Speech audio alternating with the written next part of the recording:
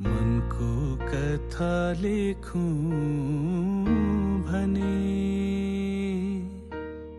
अधुरो नै रहन्छ कि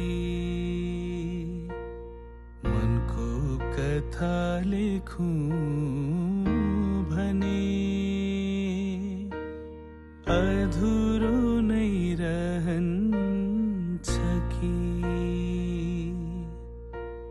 यो आँखाले टोलाइरहे चारबार छोराछोरी लिन आउँछन् कि भने आसमा बसेको यसपालि पनि आउँदैन जस्तो छ आउँदैछन् कि कुन शब्दले लेखौं त्यस्तो नबिझाउने काँडा जस्तो चन्द्रमा झै मुस्कान तिम्रो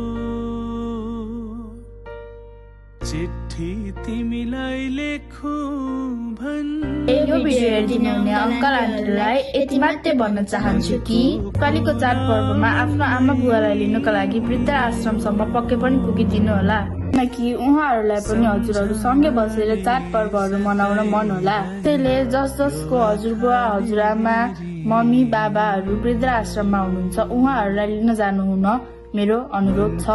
नमस्ते। दसैँ तिहार आउँछ जान्छ हाम्रो लागि के आउँछ छोराछोरी लिन नआएर मात्रै बस्यो हो छोराछोरी लिन आयो भने त जान्छु म।